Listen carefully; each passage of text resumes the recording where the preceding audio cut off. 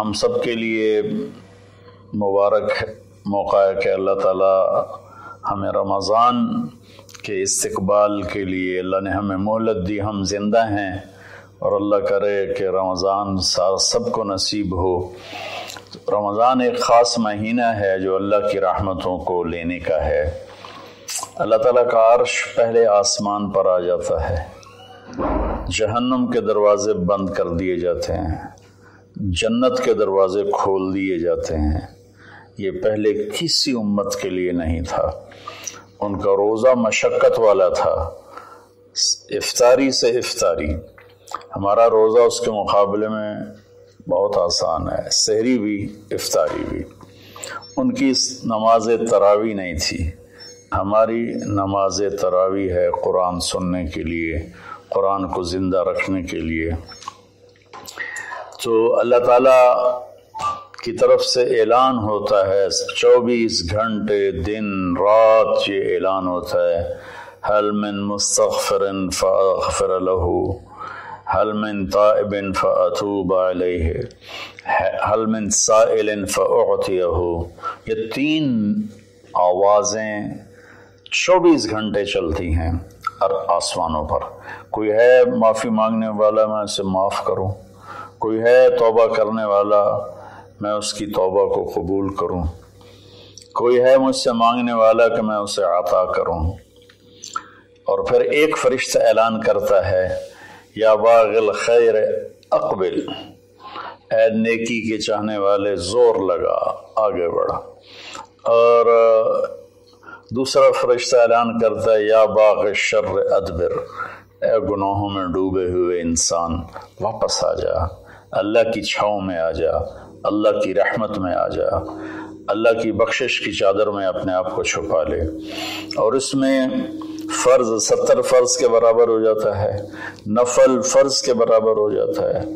اور حضرت علی رضی اللہ تعالیٰ عنہ علیہ السلام کا فرمان ہے کہ کوئی شخص ایک فرض روزہ چھوڑ دے، پھر اس کی قضا میں قیامت تک نفلی روزے رکھتا رہے تو اس ایک فرض کو نہیں پہنچ سکتا۔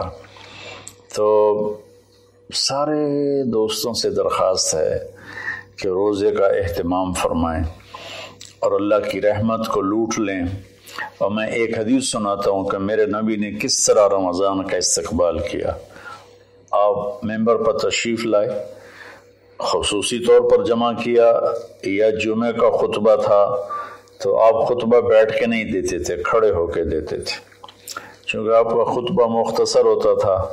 تو آپ نے فرمایا، ماذا یستقبلکم وماذا تستقبلون، وہ کون آ رہا ہے؟ مفہوم ہے، لفظی ترجمانی مفہوم مدر۔ ہم نے کہا وہ کون آ رہا ہے اور تم کس کی طرف جا رہے ہو؟ سب یوں ہو گئے۔ پھر آپ نے کہا، ماذا یستقبلکم وماذا تستقبلون، وہ کون آ رہا ہے اور تم کس کی طرف جا رہے ہو؟ سارے صحابہ میں ہلچل مچ گئی۔ تیسری دفعہ، ماذا یستقبلکم وماذا تستقبلون، وہ کون آ رہا ہے، کس کی طرف جا رہے ہو؟ سارے پیچھے مڑ مڑ کے دیکھیں، پیچھے تو کوئی بھی نہیں۔ تو حضرت عمر رضی اللہ تعالیٰ عنہ کھڑے ہوئے علیہ السلام، انہوں نے فرمایا، یا رسول اللہ اوحی نزل، یا رسول اللہ کوئی وحی آئی ہے؟ آپ نے فرمایا لا، کن نہیں۔ اعدو حضر، اللہ نے آپ کو آنکھ دی ہے دیکھنے والی، تو کیا کوئی دشمن مدینے کی طرف آ رہا ہے اور آپ نے دیکھ لیا ہے اور وہ ہم پر حملہ کرنے آ رہا ہے، ہم تیاری کریں؟ آپ نے کہا اللہ، نہیں یہ بھی نہیں۔ تو انہوں نے پوچھا، بھائی یا رسول اللہ کون آ رہا ہے؟ تو آپ نے کہا رمضان آ رہا ہے۔ سبحان اللہ، کیا خوبصورت انداز تھا متوجہ کرنے کا، عظمت بٹھانے کا، ہیبت بٹھانے کا، کہ رمضان آ رہا ہے۔ پھر آپ نے اس کے فضائل سنائے کہ اس میں جنت کے دروازے کھل جاتے ہیں، جہنم کے دروازے بند ہو جاتے ہیں، اور جنت کی حوریں اللہ سے دعا کرتی ہیں، یا اللہ اس رمضان میں اپنے نیک بندوں میں ہمارے شوہر ہمارے لیے منتخب فرما اور ان کے ذریعے ہماری آنکھیں ٹھنڈی فرما۔ اور جہنم کے سارے دروازے بند ہو جاتے ہیں، شیطان قید ہو جاتا ہے، اور یہ رمضان کا مطلب ہے جلنا، رمض یرمز، جلنا۔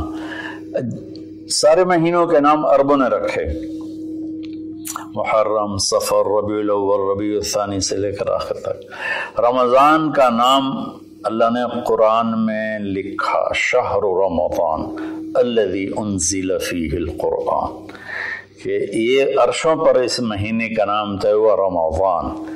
تو اس مہینے کے نام اور روزے میں کیا مطابقت ہے، ان میں جوڑ کیا ہے کہ رمضان جل جانا، اس میں جب کوئی روزہ رکھنے والا، روزہ رکھنے والی جب روزے رکھتا جاتا ہے تو اس کے گناہ پچھلے سال کے جلتے جاتے ہیں، جلتے جاتے ہیں، جلتے جاتے ہیں، یہاں تک کہ اللہ جیسے لوہے کو صاف کیا جاتا ہے آگ سے، اور دھاتوں کو صاف کیا جاتا ہے آگ سے، اور ظاہری میل کو صاف کیا جاتا ہے پانی سے، تو پورے سال میں جو گندگیاں ہمارے اندر گھس جاتی ہیں، کبھی حسد، کبھی بغض، کبھی کینہ، کبھی کچھ، تو اللہ تعالیٰ اس کو اندر سے کھینچ کے باہر نکال کے صاف کر دیتا ہے۔ اور عید کی رات کہتا ہے کہ فرشتوں سے جن مزدوروں نے مزدوری پوری کر دی ہو تو اس کا کیا، اس کے ساتھ کیا ہونا چاہیے، تو سب نے عرض کیا اس کو مزدوری ملنی چاہیے۔ تو پھر اللہ تعالیٰ فرماتے ہیں تم گواہ رہو، میرے بندوں نے دن میں روزہ رکھا، رات کو قیام کیا اور میرا قرآن سنا، میں اس مزدوری کے بدلے ان کے سارے گناہ معاف کرتا ہوں۔